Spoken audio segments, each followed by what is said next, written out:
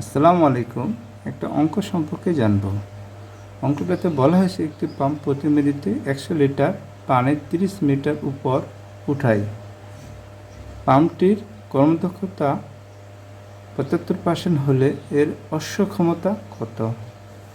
আমরা যারা ফিজিক্স নিয়ে পড়াশোনা করছি তারা ফিজিক্সের মধ্যে এই অঙ্কগুলো পাবো।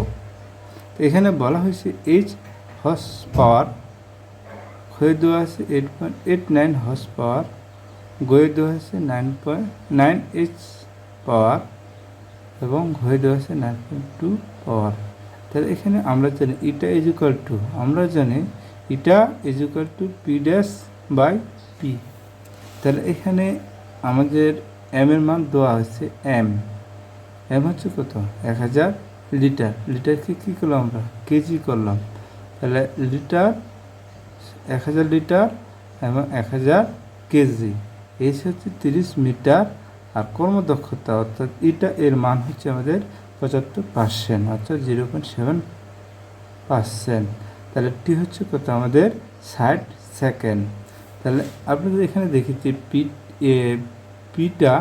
P is equal to P dash by eta আমরা ক্যালকুলেশন করলাম। আর পি এর মান পেলাম আমরা যে